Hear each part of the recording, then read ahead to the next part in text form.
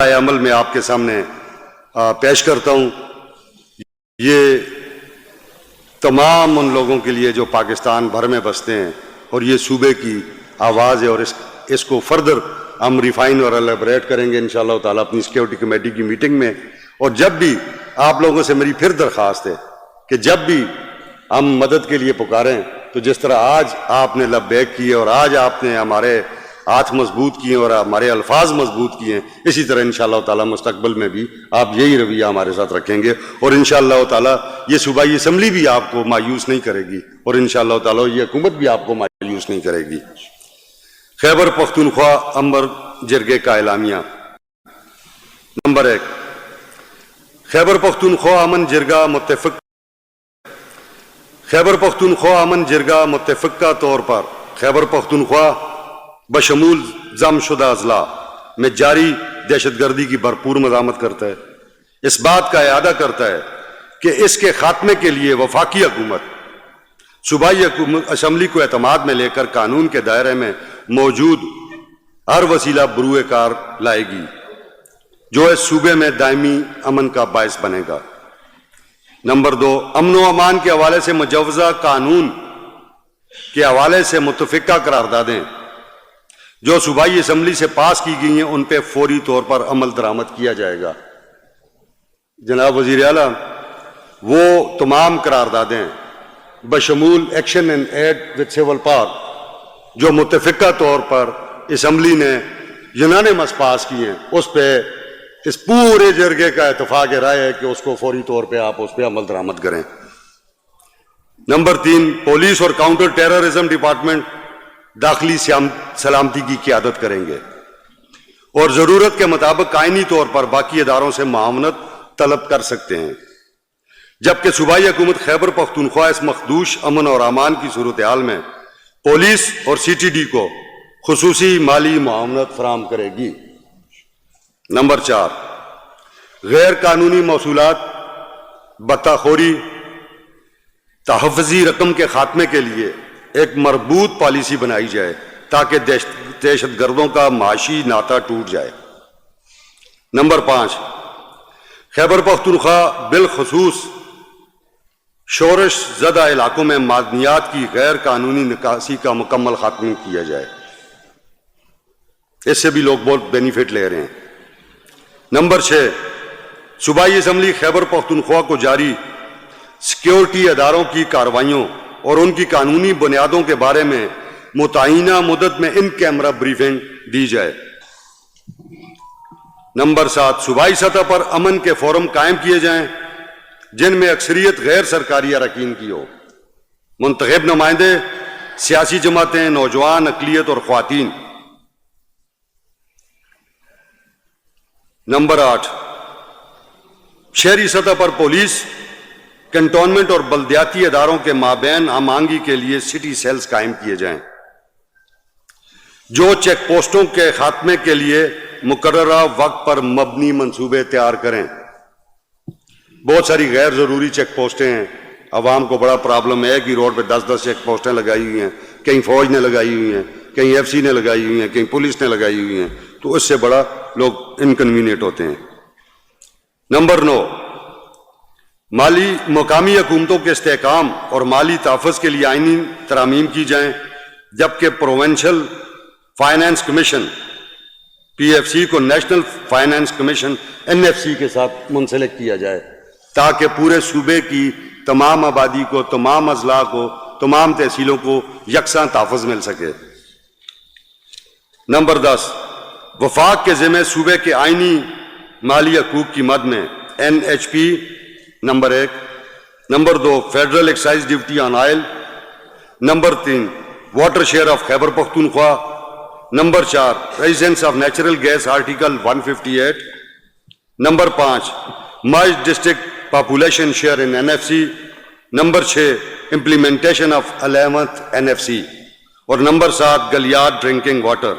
Number 8، 151 article بین الصوبائی تجارت پر عملداری کی جائے تاکہ خیبر پختونخوا کو گندم کی بلا تعطل ترسیل ہو سکے۔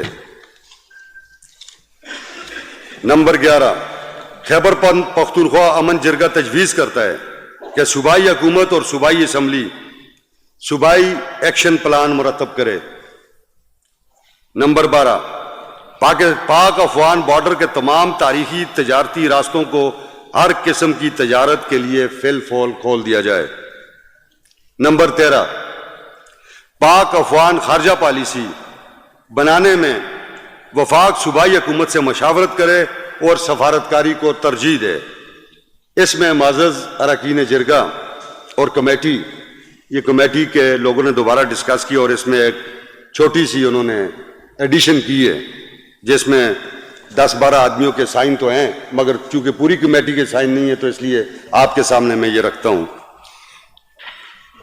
पाक अफगान खारजा पॉलिसी बनाने में वफाक सूबाई हुकूमत से मशावरत करे और सफारतकारी को तरजीह दे, जिसमें खैबर पख्तूनख्वा का कौमी जिरगा बनाया जाए। ये वफाक के ज़िम्मे ताकि वो खैबर पख्तूनख्वा को इसमें शामिल करे, इसका कौमी जिरगा बनाए ताकि यहाँ के कौमी अकाबरीन जाके अपनी रवाज, अपने रस्म और अपनी सकावत के मुताबिक उनके साथ बैठ के बातचीत कर सकें।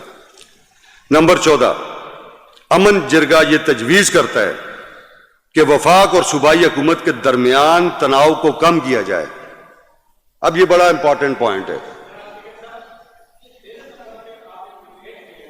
मैंने ये आपकी राय मांगी है, इस पे आप राय देंगे तो हम इसको अप्रूव करेंगे, नहीं देंगे इसको हम हटा देते हैं, ठीक है, ओके। तो ओरिजिनल जो शेख 13 है जी, पाक अफगान खारजा पॉलिसी बनाने में, आप सर इसे सुन लें दोबारा, ताकि पाक अफगान खारजा पॉलिसी बनाने में वफाक सूबाई हुकूमत से मशावरत करे और सफारतकारी को तरजीह दे। यहां तक एंड हो गया। आगे जो एडिशन वो आ रही थी उसको हम छोड़ देते हैं, उसको हम उसमें देख लेंगे, कमेटी में देख लेंगे। नंबर 14, अमन जिरगा ये तजवीज़ करता है कि वफाक और सूबाई हुकूमत के दरमियान तनाव को कम किया जाए। ये बड़ा इंपॉर्टेंट नुक्ता है जो जिरगे के तमाम लोगों ने और कमेटी के तमाम लोगों ने इस पे बड़ा जोर दिया है कि ये तनाव जो मौजूदा तनाव है वफाक के दरमियान और सूबे के दरमियान, ये कम होना चाहिए ताकि इस मुल्क के अंदर अनरेस्ट भी कम हो, अमन भी आए और पॉलिटिकल स्टेबिलिटी आए, जो सबसे बड़ी बात है। जब तक पॉलिटिकल स्टेबिलिटी नहीं आएगी उस वक्त तक चीजें ठीक नहीं हो सकती। और इसमें मैं समझता हूं कि वफाक का बड़ा रोल है इसमें, कि वफाक, जनाब गवर्नर, वफाक और जनाब अपोजिशन लीडर साहब, वफाक इसमें अपना रोल अदा करे। जो मुश्किलात सूबे के इलेक्टेड चीफ मिनिस्टर को है कि वो जाते हैं, इमरान खान जो हमारे मुर्शद हैं सबके और हमारे लीडर हैं, बानी हैं, उनसे मिलने के लिए, तो बावजूद कोर्ट आर्डर्स के पे दर पे उनको रोक दिया जाता है। तो ये उनकी तरफ से जब अच्छा जेस्चर आएगा तो इंशाअल्लाह ताला सूबे की तरफ से भी बहुत सारे अच्छे जेस्चर जाएंगे। और आखिरी नुक्ता है जी, 15 नंबर पॉइंट, मुश्तरका मफादात कौंसिल का इजलास आईनी मुद्दत के मुताबिक बुलाया जाए। मैं आप जरगे से ये, चूंकि आपकी मुकर्रर करदा कमेटी ने ये सारी चीज़ें पास की हैं, इस पे सबके ये साइन जो हैं ये मौजूद हैं जी, जिसको आखिर में मैंने एंडोर्स किया है। अब आप सब से मैं, ये आपके सामने बयान हो गया, ओपन बयान हो गया, कैमराज मौजूद हैं, चीज़ें मौजूद हैं। जो आपने थोड़ी सी एडिशन पे एतराज़ किया था वो माइनस हो गया, ओरिजिनल शेक कायम होगी। तो आप सब इस रेजोल्यूशन पे, इस करारदाद पे और इस अमन जिरगे के एलामिये को आप सारे एंडोर्स करते हैं। माशाअल्लाह, मुबारक हो। आप क्या यूनानिमस